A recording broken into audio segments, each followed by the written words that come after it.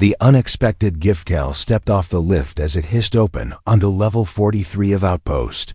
Station Orvin, his boots dragged against the steel floor as he passed under dim, flickering lights. Tired muscles pulled at his back and his hands were covered in dust from the cable trench, work below reactor core.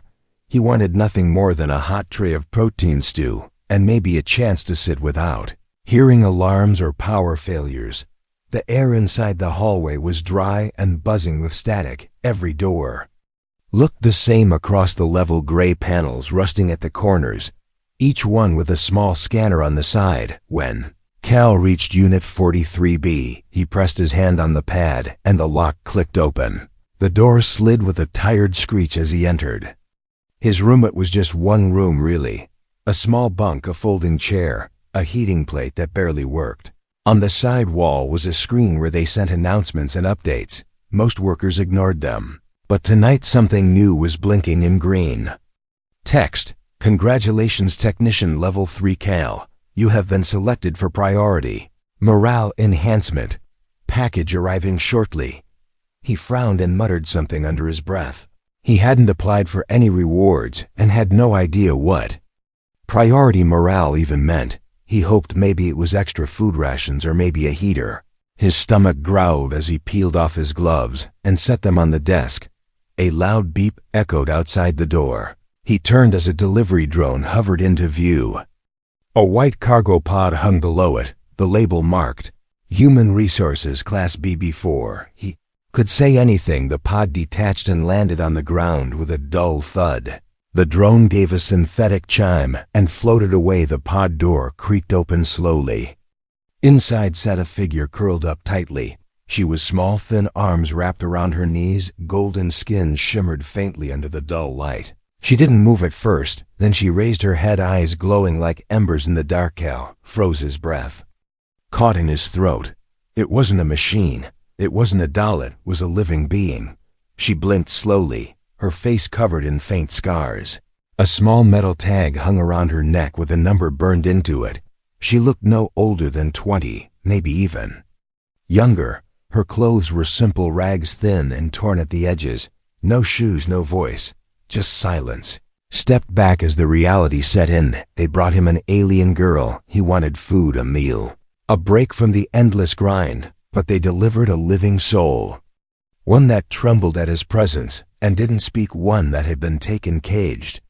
Delivered like a box of supplies. Cal looked at the pod, then at the girl, then at the blinking message still glowing on his wall screen. Enjoy your reward. She didn't beg. She didn't cry. She only watched, waiting for whatever came next. Cal stepped closer, slowly, cautiously. He reached out his hand but stopped halfway. She flinched anyway. Like someone who had been struck too many times, he turned away, walked to the desk, grabbed a meal pack from the supply shelf. He ripped the corner open and poured it into a small dish. Steam rose as the protein heated on the plate. He placed the dish on the floor and backed away. The girl didn't move at first. She stared at the food, then at him. Minutes passed before she slowly crawled forward. Not standing, crawling like someone afraid to be punished for standing tall. She took the dish, held it close, and began to eat with quiet hunger, not desperation, but careful, controlled. Like someone who had learned not to make noise while eating. Cal sat on the floor across the room. He watched her silently. His own hunger forgotten, he felt something sharp twist inside his chest. Guilt, anger, disgust, not at her, at himself, at the company, at this whole cursed system. He had worked here for 2 years, kept his head down, followed orders, never questioned the higher-ups. No, he questioned everything. After she finished eating, she pushed the empty dish toward him, then backed into the corner. Her eyes never left him. She didn't ask for more, didn't demand. Just waited. Cal stood and walked to the storage box under his bunk. He pulled out a spare blanket and a shirt. He placed both near her, gently. No words, no commands, only silence. Girl took the shirt and held it close. She looked at him again. This time her eyes held something different. Not fear, not trust, but confusion, like she couldn't understand why he wasn't hurting her. Cal sat down on his bunk. He stared at the ceiling. His body ached, but his mind spun outside the vents, hummed a faint rumble, shook. the walls as machines ran endlessly through the night cycle. He glanced at the girl again. She had curled up near the wall, wrapped in the blanket, eyes half closed, but not asleep. She didn't sleep like someone who felt safe. She rested like someone ready to run at the first sound. Cal turned off the wall screen. The green message faded. He knew what this was now, not a reward, not a gift, a tester, maybe a trap. He didn't care. He would not be part of this machine anymore, and whatever happened next, he would make sure she never went back in that pod again. First choice. The morning bell echoed through the steel walls of Outpost Station Orvin. It was not real morning. Of course, there was no sun here, only artificial lights and system alarms that marked time. Cal woke with a dry throat and a dull ache in his shoulders. He sat up slowly and looked toward the corner of the room. The girl was still there, curled up under the blanket, eyes already open. She had not slept, or if she had, it was the kind of sleep that never felt restful. Cal stood up and stretched his arms. He walked over to the heating plate and placed another meal packet onto it. The smell of warm soy protein filled the small room. Not delicious, but enough to calm a growling stomach. The girl remained quiet. She did not move until he placed the dish near her again. She reached for it slowly, fingers trembling slightly, then began to eat this time with a bit more trust, less hesitation. Her eyes met his once or twice, but not in fear. In wonder, Cal took a seat on the bunk and leaned forward. He activated the small handheld translator device he kept for cargo assignments. He turned the speaker toward her and began speaking slowly. "What is your name? Do you understand me? I want to help you." Translator buzzed and translated the message in a soft mechanical voice. She stared at the device, then glanced at Cal. After a long pause, she spoke a word, just one. "Rin." The translator repeated it back in a clear tone. "Rin." She pointed to herself. Cal nodded. He pointed to himself and said his own name. The translator echoed. A small connection was made, thin and fragile, but real. Cal spent the next hour trying to ask more. Where are you from? How did they take you? What do you remember? But most questions were met with silence or a quiet shake of her head. It was clear she did not trust the machine. Or maybe she feared saying the wrong thing. Hands touched the metal collar around her neck from time to time, as if it reminded her of who she was supposed to be. Cal examined the collar carefully without touching it. It had a small blinking light on one side and a coded panel on the other. She was being tracked, monitored. If he kept her here too long, security would come. Cal opened his storage locker and pulled out a folded cloth map of the outpost. He tapped the area marked Waste Processing Unit. It was the only section that still used manual haulers. Every week cargo bins were transported by drone to orbit, where they were collected by trade ships. If he could sneak her inside one of those bins, she might get off this station unseen. But the plan would not be easy. First, he needed to remove the tracker, then hide her for 2 more days, then get her to the cargo line without being seen. Cal left his quarters and walked toward the underdeck where the network tech worked. He found an old contact there, a man named Bram who owed him a favor. Bram looked at the scanner Cal handed him and raised both eyebrows.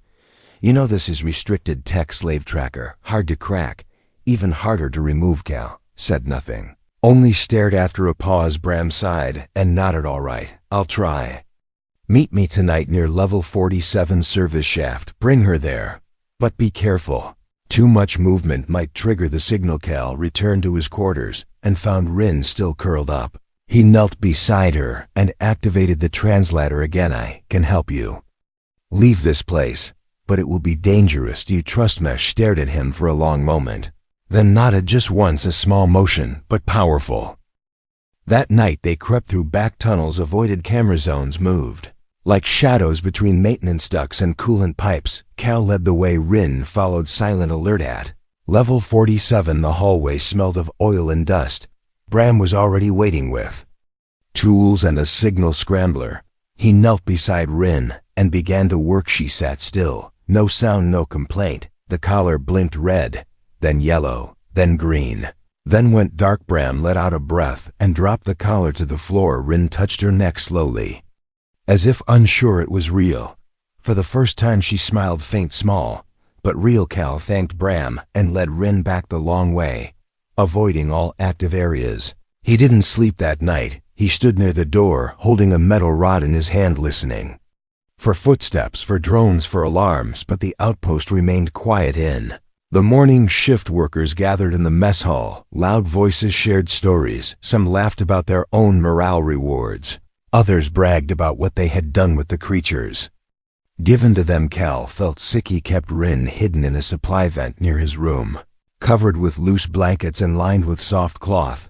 To keep her warm, each hour passed slowly, like time itself was watching them. Cal began preparing a backpack, food packs, a small water pouch, blank ID tags, old maintenance pass cards. Rin watched him pack, her eyes calm, focused, no longer afraid. She had changed.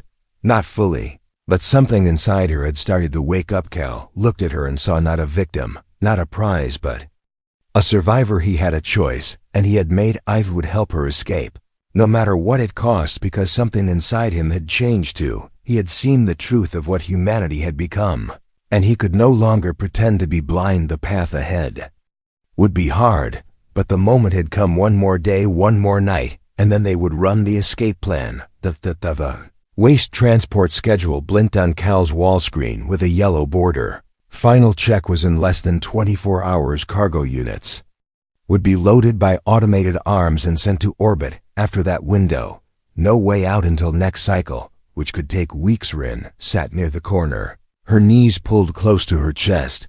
She watched Cal with eyes that no longer trembled. Her movements had grown sharper, faster. She no longer looked like someone waiting to be hurt. She looked like someone learning to survive. Cal opened the maintenance panel behind his bunk and reached for the vent grid. He had already studied the maps. The waste line passed through the lower shaft near coolant bay. Few cameras worked there. Security patrols passed every 2 hours. If they reached the bay during the shift change, they had 6 minutes to slip in. Cal turned to Rin and activated the translator. Tomorrow, we leave. Once we get inside the cargo line, you stay low, stay quiet. I will handle the locks. Rin nodded once. Her fingers rested on the collar scar still visible across her neck. She said nothing, but her eyes held something clear. She was ready. Cal reached under his cot and pulled out a heavy wrench. He had modified it with a sharp edge, not standard, but enough to be used if needed later that night. He heard 2 workers in the hall whispering near the elevator. You hear about that worker on level 38, lost his gift. Saj, she ran off. Company bots fried him in his sleep. They laughed, called him weak. Cal tightened his grip on the wrench back in the room. Rin was cleaning the old blanket and folding it neatly. She moved with care, with purpose. Cal realized she was preparing too, not just for the journey, but for anything that might come during it. The station lights dimmed as night cycle began. Cal stood near the door and listened. No alarms, no knocks, just silence. He pulled the backpack over his shoulder and gave a short nod toward Rin. Time to move. They crawled through the side duct, small hot walls buzzing with old energy lines. Rin moved ahead without fear. She remembered the turns from their last trip. A rat skittered across a pipe. Rin didn't flinch. She had grown used to the filth of the human-built world. When they reached the lower shaft, Cal slid open the vent and peered into the corridor. Empty. They dropped down one after the other, feet hitting the cold metal floor without a sound. Ahead was the coolant bay. Steam rose from vents and fogged the air. They crossed fast, each step echoing softly under their breath. Cal kept one hand on the wrench, one eye on the ceiling where cameras once turned but now sat dead. As they neared the cargo zone, a sudden red light blinked on the wall screen. Unauthorized presence detected. Section 47. Cal cursed under his breath. Either a motion sensor picked them up or someone noticed a heat signature. Grabbed Rin's hand and pulled her toward the backup hallway. It was narrower, longer, but not watched behind them. A low hum began to rise. Security drones, floating machines designed for silence and speed, equipped with stun rods and laser tags. Cal and Rin sprinted down the hall, footsteps pounding, breath sharp in their lungs. One drone appeared behind them, its light blinking blue. It gave a warning tone, then fired a flash pulse. Cal turned. Swung the wrench with full force, metal clanged, sparks flew, the drone spun out and hit the wall, but more were coming. Rin grabbed the loose pipe and swung hard at a second drone. It cracked and spun sideways, not destroyed, but slowed. They turned left into the cargo prep zone ahead. Large bins waited on auto belts, waste crates sealed and stacked in rows. Cal shoved open a side hatch and pulled Rin inside. They squeezed between two large bins, covered with old sheets and wrapping foam. The hum of drones passed the hallway, but did not enter the storage zone. For now they were safe. Cal leaned back, breathing heavy. Rin pressed her hands to her chest, not afraid, but burning with adrenaline. He looked at her. She looked back. They nodded together, still in this, still fighting. A soft clink caught their attention. Cal turned and saw a small drone crawling along the ceiling. A scout. Its camera lens rotated and zoomed. No time to run. Cal reached for a metal rod and prepared to strike, but Rin moved faster. She jumped up, grabbed the drone with both hands, pulled it down, smashed it against the crate until it stopped moving. Cal stared. He had not expected that Rin's hands were shaking, but her eyes burned with focus. Whispered through the translator, "You saved us." She touched her chest, then pointed to him. "We save each other." The translator clicked. Message delivered outside. The station alert faded back to yellow. False alarm logged. They stayed hidden for another hour, until the cargo lifter arm began to move. Time was close. Cal climbed into the crate, then helped Rin in. He pulled the lid halfway, leaving a crack for air. Bin lurched and began to roll onto the belt. If no scanners caught them, if no eyes watched closely, they would be in orbit within 10 minutes. As the crate moved forward, Cal kept his eyes on Rin. She held his hand tight, not in fear, but in trust. Above them, the stars waited, cold, distant, but free. The rising flame, the cargo crate, shook as it moved across the metal belt. Each bump sent soft echoes through the hollow space inside. Rin gripped the side wall with one hand.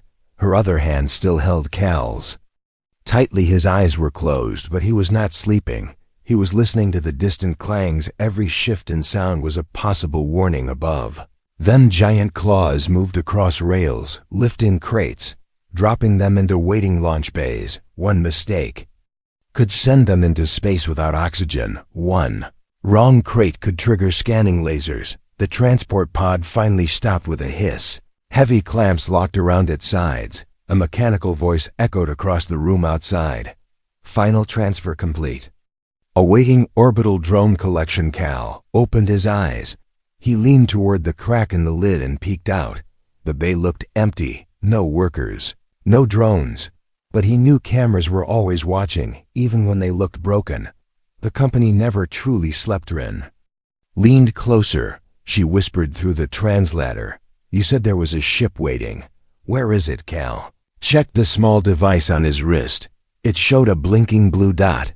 That was the smuggler's ship, circling in low orbit, waiting for the crate to be picked up and attached to the drone runner. He whispered back, "We wait for the drone. Then the crate gets pulled into the launcher. From there you hold on tight. We fly." Rin gave a soft nod. Her hands remained steady, but her eyes told a different story. This was more than escape now. This was becoming something else. A fight for something she had lost long ago. Suddenly, a loud beep echoed across the bay, then another and another.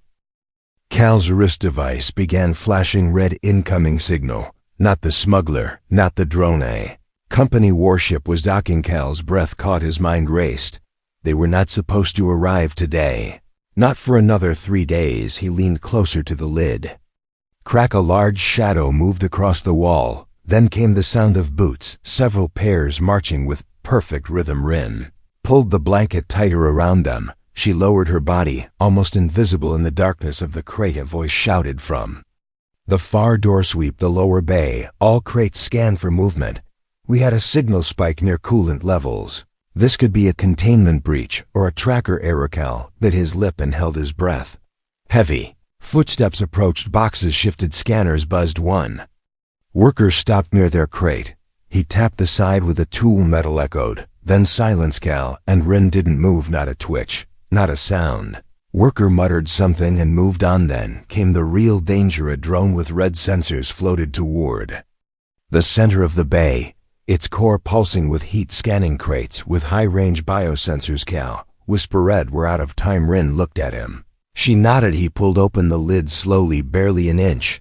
The drone turned in their direction. Rin reached into her cloak and pulled out the small device Bram had left them, an emergency flare, not for fire, but for energy signals. It could send a one-time burst strong enough to fry small circuits or trigger a signal ping. She held it up. Use it now. Cal shook his head. The warship will trace it. They'll catch us both. Rin's eyes filled with something deep, something heavy. She pressed the flare into his hand. Use it. Call the ship. Get out. She stood up in the crate, opened the lid fully. The drone locked onto her. She raised her arms. The scanner whirred loudly. She shouted in her native tongue, a sound that echoed like music through the cold metal air. Drone flashed red and fired a pulse. Rin flew backward, hit the side of the crate. Cal screamed and grabbed. Her blood ran from a burn across her arm, but she was alive. She groaned, looked at him. Eyes focused. Do it. Now. Cal activated the flare. A blue pulse shot through the air. The lights flickered. Alarms screamed. The crate's ID tag burst with new data. False readings. Redirected signatures. A signal now visible to the smuggler ship in orbit. The smuggler's sensors picked up the flare course. Adjusted. Launch sequence engaged inside the bay. The crate lock released. Hydraulics hissed. The lifter arm grabbed their crate and pulled it into the launch chamber. Cal held Rin tightly, her breathing fast, eyes half closed. He pressed his forehead to hers. Hold on. The crate launched with a deep roar. Metal shook. Weight vanished. Then came silence. They were in zero gravity, floating between station and orbit. Rin's hand slipped from his. Her eyes shut. Cal shouted her name. No response. He reached for the med kit, opened a stim injector, pressed it into her neck. She gasped, eyes wide, heart pounding again. Cal held her close. They are all right. You're not alone outside the crate. The smuggler's ship came into view, a long black hull with red markings, docking arms extended. They were almost there. One more step, one more breath, and they would be free. Freedom has a price. Smuggler's ship's arms clamped onto the crate as it floated in orbit. Metal scraped against metal, and the inner lights of the bay flickered blue. A soft hiss filled the air as the seal locked and the crate door slid open. Cal lifted Rin in his arms and stepped out onto the deck. His boots sank into padded flooring, warmer than the cold steel of the outpost. Cleaner, quieter. Two crew members wearing worn jackets approached. One of them held a scanner. The other had a weapon, but lowered it when he saw Rin's condition. The one with the scanner stepped closer. You the one who sent the flare. You brought her out alive. Cal nodded. He did not care about introductions. He only wanted her safe. They led him through a narrow hall with red cables running across the ceiling. The air smelled like fuel and metal, but there was no fear in it. No company orders, no forced silence. Inside the medical room, a woman with silver hair motioned for Cal to place Rin on the table. She moved fast, checking the burn, injecting a cooling agent, sealing the skin with thin foam. Cal stood by the wall watching, his fists tight, his heart heavier than he had ever felt. Rin opened her eyes once, looked at him, tried to speak, but no words came. Silver-haired medic smiled gently and nodded. She will survive. She needs rest, no movement for one day. Cal lowered his head, relief washing through him like a wave. Later, the crew gathered in the small control chamber. The captain sat in the center chair, worn leather scratches from past fights. He leaned forward and studied Cal with narrowed eyes. You know, there's a price on both of you now. That station sent out a high-priority alert. They want the girl back. They want you dead or reprogrammed. Cal looked at him and said nothing. The captain tapped the console. You helped her, risked everything. Most humans on that outpost would have traded her for a week's pay. Why did you do it? Cal looked out the viewport. Stars moved slowly outside, quiet and endless. He took a breath and spoke. Because she's not property. Because I was blind for too long. Because she reminded me what it means to feel human again. The captain studied him for a moment longer, then leaned back. We could drop you off at one of the border colonies. No company reach out there. You could start over. Cal nodded slowly. What about her? Medic stepped into the room, her voice calm. She will recover fully, but she will need time. Memories like hers do not fade easy. Captain looked at his crew, then at the screen, then back at Caller. You could stay, both of you. We run supply routes, we smuggle medicine. We help those who need to disappear. Cal looked back at the med room where Rin lay. He thought about the cage she was pulled from, the eyes that once only held fear. Now they held something else, strength, fire, a small spark that refused to die. He turned back to the captain. Well, stay, if she agrees. We'll help. The next few weeks passed like dust in sunlight, quiet but always moving. Rin recovered faster than anyone expected. Each day she walked a little farther, spoke a little more, smiled when Cal handed her water or helped adjust her jacket. She began training with the crew, learning systems, helping in storage, fixing small errors in the ship's interface. She was no longer the girl in the corner. One night, Cal found her standing near the ship's observation dome, stars scattered across the black. She pointed toward one cluster. My world is near there. They burned it. Took us. Some escaped, maybe. Some still live. Cal stood beside her, silent, listening. She looked at him and asked softly, "What do we do now?" Cal took a moment before answering. "We fight. We save others. We do what the company fears most. We remind them we're not tools. We're not cargo. We're not silent anymore." Rin nodded once, then smiled. Together news spread across the outer colonies. Stories of a human worker who turned against his own station. A girl with golden skin who once knelt in silence, but now stood with a weapon. A pair who slipped through the cracks and came back with fire. Some said they attacked company transports. Others said they led a network of rescuers. No one knew for sure, but every worker, every slave, every hidden refugee across the stars spoke their names. In whispers, they were no longer just survivors. They had become symbols, and the company knew. Ida. New order went out. Capture on sight. No negotiations, but it was already too late. Legends do not die in cages. Final line. He only wanted dinner, but he found a cause worth fighting. Fourth end.